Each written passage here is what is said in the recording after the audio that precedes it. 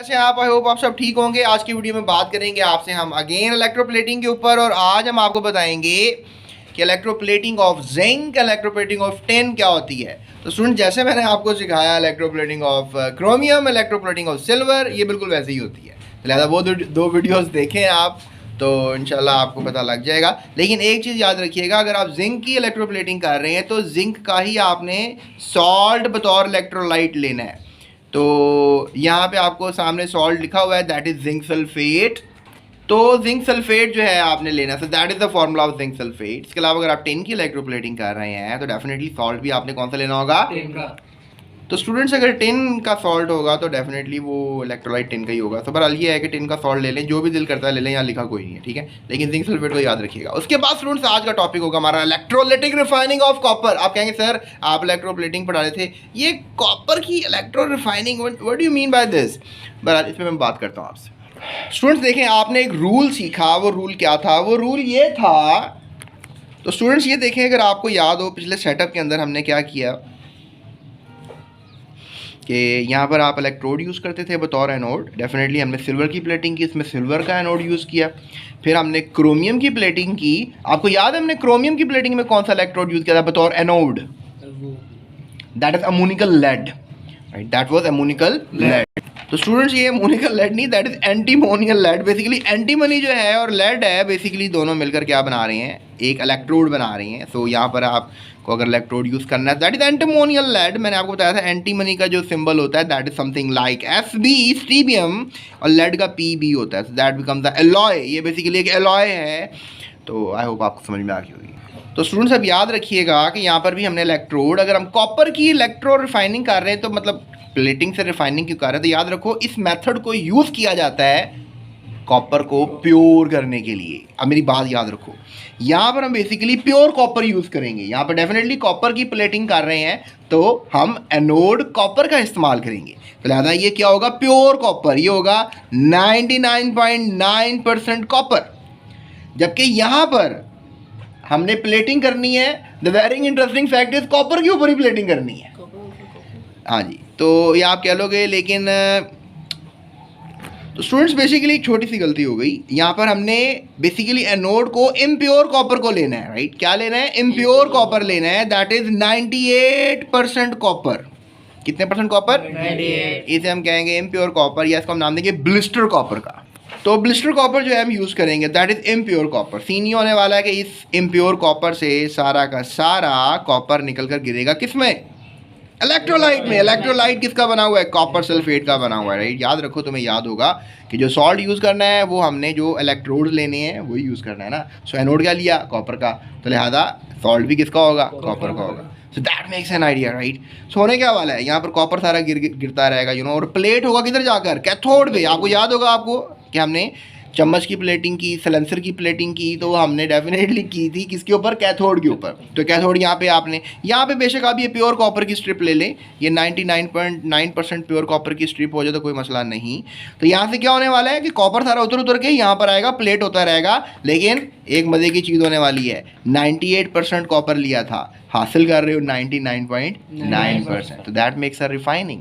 ये फाइन था, ये फाइन था, लेकिन ये है फाइन, लेकिन ज़बरदस्त फाइन, रीफाइन, ठीक है। ये फाइन था, तो स्टूडेंट्स ये फाइन था और ये क्या हो गया? रीफाइन। यानी ये 98% था और ये क्या हो गया? 99%। That makes the idea. अब पढ़ते हैं हम इसकी केमिस्ट्री, आखिर ये हुआ कैसे। अब देखो, तुमको सर की तो हमने प्लेटिंग है, लेकिन की तो हमने प्लेटिंग ही है, लेकिन बेसिकली ये एक refining kind of a plating है। तो इसलिए इस टॉपिक का क्या नाम रख दिया?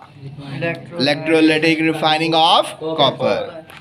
कॉपर का सिंबल Cu और इसका असली नाम कपरम। तो हम बात करते हैं आपसे केमिस्ट्री ऑफ दिस टॉपिक की।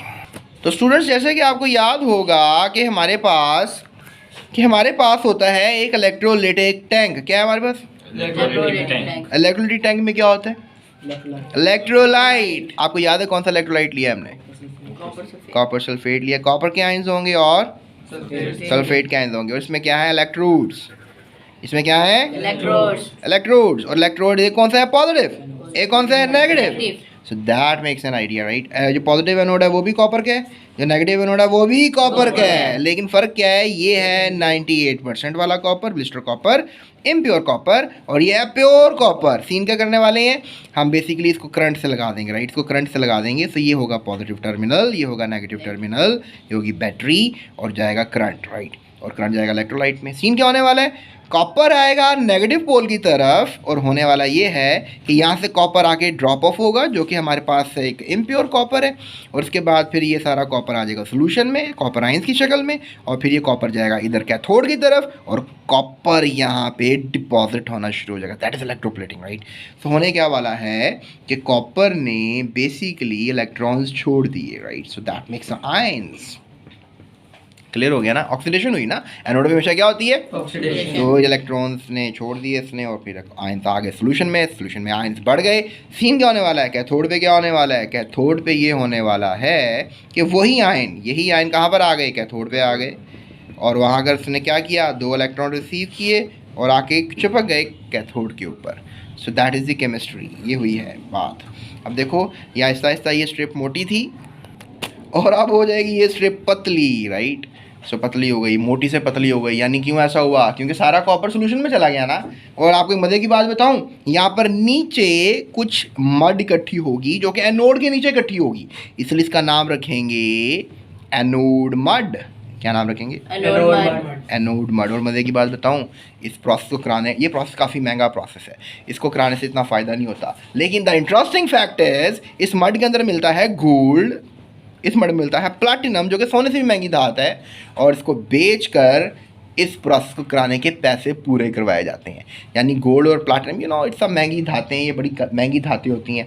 तो फिर इस इलेक्ट्रोलिटिक रिफाइनिंग को, कॉपर को रिफाइन करने का पैसा तो नहीं मिलता, लेकिन कॉपर को 98% यानी 2% जो चीज़ें कॉपर में मौजूद हैं बतौर इम्प्योरिटी, वो होती हैं महंगी। तो लिहाजा उनको हासिल किया जाता है किस शक्ल में, एनोड मड की शक्ल में। बहरहाल आई डोंट थिंक सो कि एनोड मड का जिक्र ऐसा सच आपकी बुक में होगा, लेकिन ऑक्सीडेशन रिडक्शन रिएक्शंस आपकी बुक में दिए हुए हैं, वो मैंने आपको सारे समझा दिए, और मैंने आपको ये डायग्राम भी समझा दिए, सो रिएक्शंस भी समझा दिए, डायग्राम भी समझा दी, एंड आई होप कि आपको समझ में आ गया होगा। इस वीडियो को एक दफ़ा और देखें ताकि आपको टॉपिक अच्छी तरह क्लियर हो जाए। सो that makes an idea of electro refining of copper. ये हमारा आज का टॉपिक था।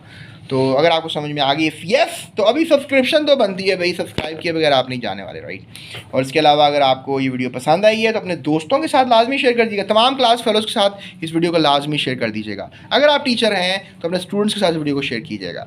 इसके अलावा डिस्क्रिप्शन में सारे लिंक्स हैं, नोट्स हैं, पूरी इस चैप्टर के जो है कह लेंगे वीडियोस मौजूद हैं किताब के आपके। आप हमें फॉलो कर सकते हैं, आप कमेंट कर दें, आप हमें व्हाट्सएप कर सकते हैं, हमसे रब्ता कर सकते हैं और मज़ीद इन्फॉर्मेशन हासिल कर सकते हैं। So stay up with GS Academy YouTube channel. So that's it, thank you so much. अपना ख्याल रखिएगा, दूसरों का भी। अल्लाह हाफ़िज़।